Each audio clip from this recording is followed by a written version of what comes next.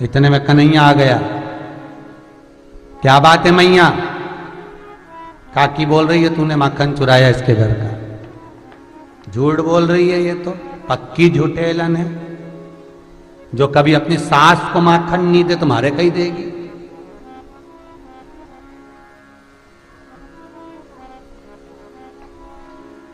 पक्की झूठ बोल रही है। यशोदा जी को तो अपने लाला पर विश्वास था, कह दिया चल जा निकल यहां से। वो काकी निकलती निकलती बोल दी, सुन ले रे यशोदा, अगर तेरे बेटे को पकड़कर नी लाई चोरी करते हुए तो मेरा नाम भी कीर्ति काकी नहीं। अब ये तो के यशोदा अंदर चली, हाँ हाँ लिया ना। कन्हैया बाहर आकर बोला दरवाजे से बाहर, आज ही शाम को आऊंगा। नहीं आया तो मैं भी यशोदा का छोरा निज्जा पकड़ ले। अब चैलेंज तो इसको पसंद ही नहीं है। कोई चैलेंज दे दे बस, दे दिया।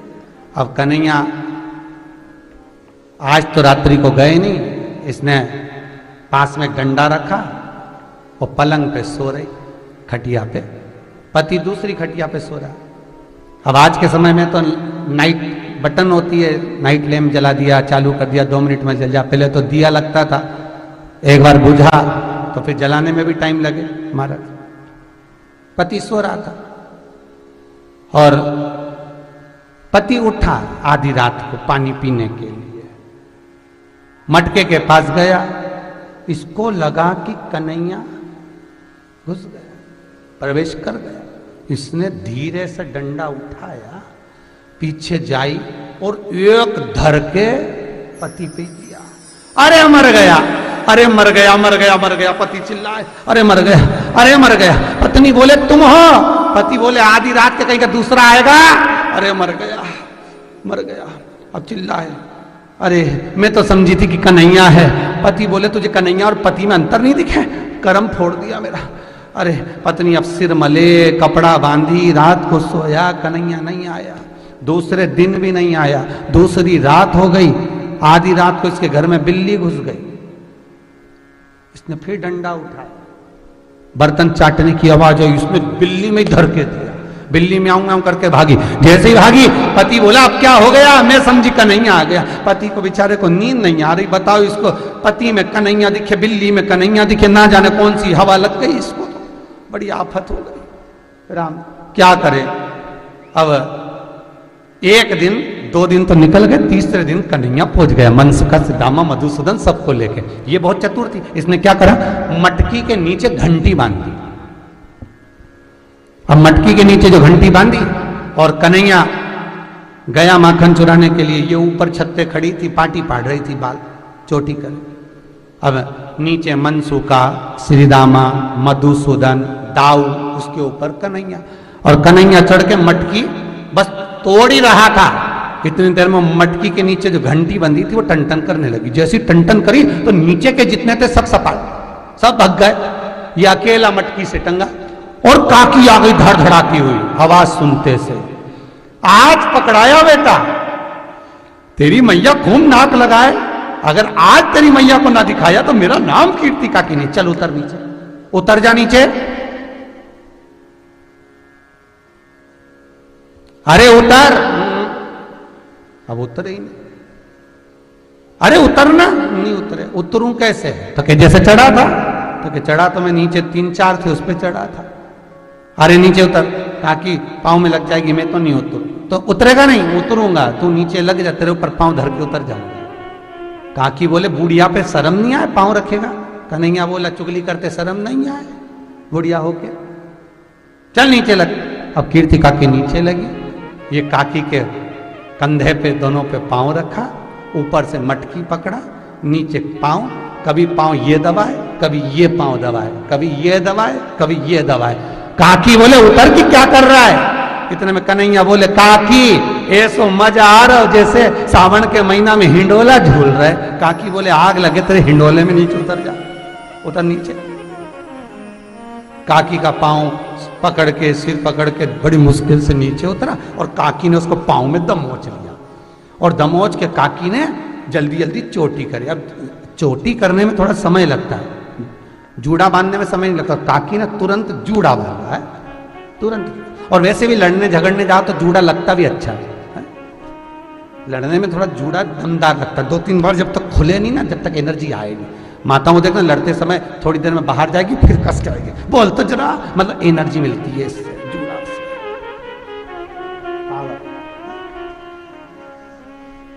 अब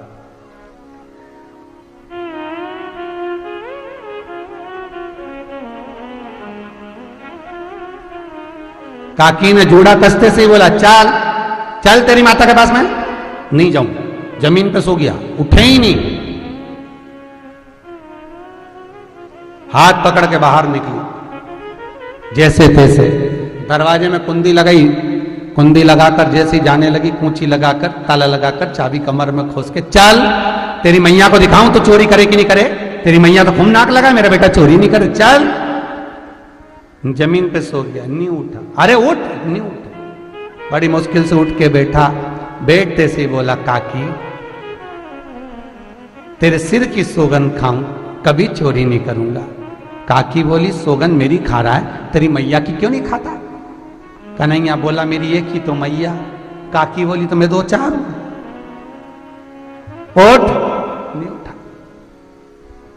फिर बोला, काकी मैं तेरे कान पकड़ूं, कभी चोरी नहीं करूंगा। अब खुद के पकड़ने की जगह काकी के पकड़ लिए।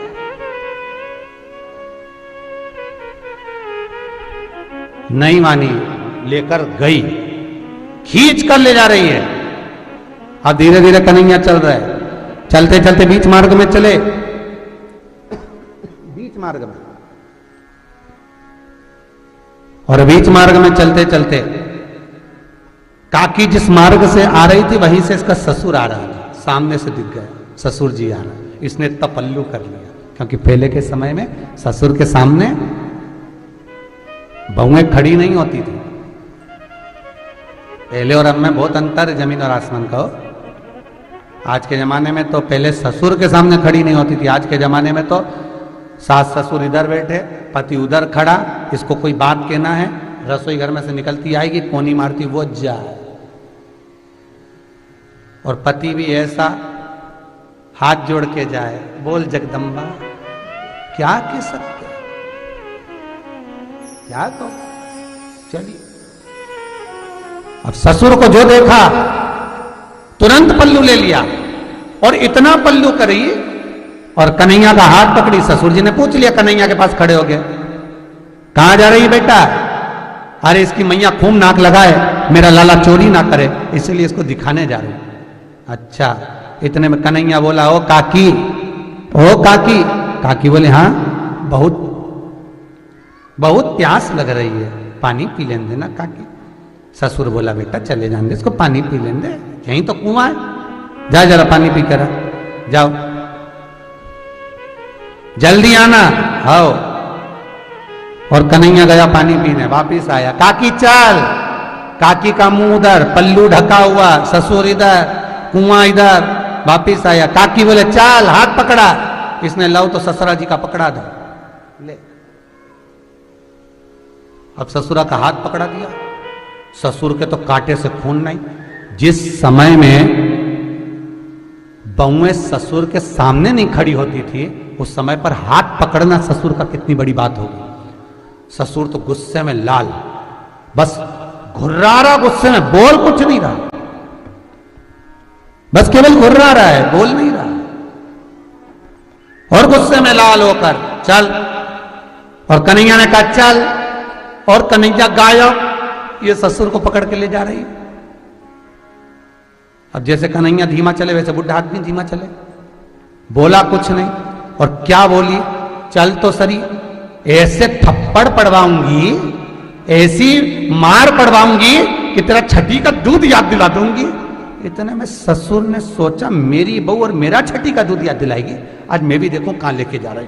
और हाथ पकड़े ले जा, यशोदा जी क्या पहुंच गई। दरवाजा बजाया, यशोदा जी दरवाजा खोली। जो ससुर जी को देखा तो यशोदा जी ने भी पल्लू वल्लू ले लिया। और पल्लू लेकर यशोदा जी बोली, क्या बात है सखी, क्या बात क्या है, तेरे बेटे को पकड़ के लाई, दे 2-4 धर के।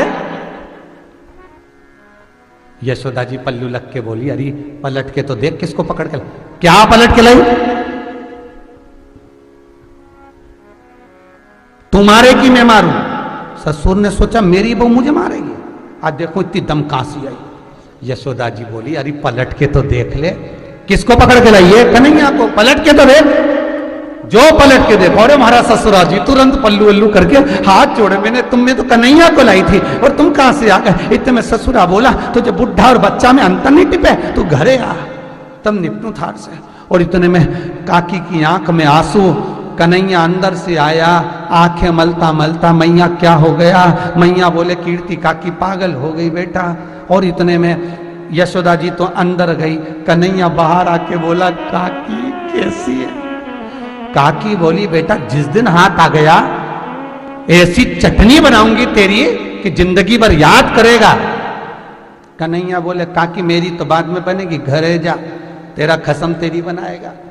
तू जा तो सही अभी घर जा, अभी पहुंच। और जो घर में गई, ससुर जी खटिया डाल के बैठे थे। घर में जाते से उनको प्रणाम करा, आप उनसे मत कहना पिताजी मैं आपसे क्षमा चाहती हूँ, जाओ जाओ। ससुर ने अंदर भेज दिया। रात को बेटा आया, पिता को जागते हुए देखा तो पहली बार कहा पिताजी आप पहली बार इतनी रात तक जग रहे, क्या बात है? बेटा जिस घर में ऐसी बहू हो कौन ससुरा को नींद आएगी?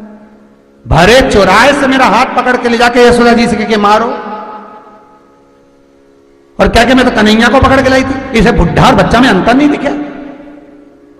ससुर जी जैसे ही पिताजी बोले तो इतने में पति बोला पिताजी ना जाने इसको क्या हो गया, ये देखो ये देखो। इतने में तुरंत बेटा ये क्या है? रात को पानी पीने उठा था, डंडे से मार कर कहती मैं तो समझी कि कन्हैया है। बिल्ली को मारे तो क्या कन्हैया है, ससुर को देखे तो कन्हैया है, हर एक में कन्हैया दिखे। पिताजी इसका कोई उपाय बता। इतने में पिताजी बोले बेटा बरसाना जाते हैं तो बीच में एक कदम के पेड़ के नीचे एक बाबा बैठा है, वो अच्छा झाड़ा लगाता है, उसको लिया। इतने में कन्हैया को मालूम पड़ गया, मनसुखा ने कह दिया बाबा लेने जा रहा है। कन्हैया माखन की मटकी लेके दौड़ा बाबा के पास, बाबा को दी मटकी और बाबा की ली कम्बल, और कम्बल ओढ़ के कन्हैया बैठ गया। इसका पति आया, बाबा मेरी पत्नी के भूत भरा गए, उसको कोई हवा लग गई बाबा। कन्हैया काली कम्बल ओढ़ के बोले हमें देखने दो कितने भूत भरा है, जरा देखने दो। गए आगे आगे इसका पति चले, पीछे पीछे कन्हैया माखन मटकी देके कम्बल ओढ़ के चला जा रहा। ससुर जी ने पांव पड़कर कहा बाबा मेरी बहू को अच्छा कर दो। क्या हुआ?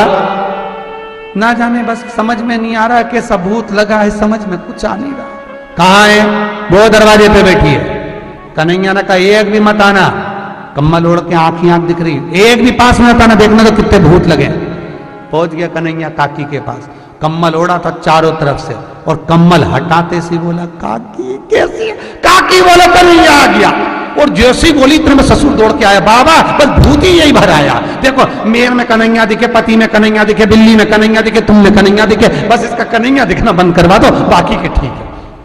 ठीक है, एक तगाड़ी कंडा जला के लाओ, 5 किलो मिर्ची लाओ।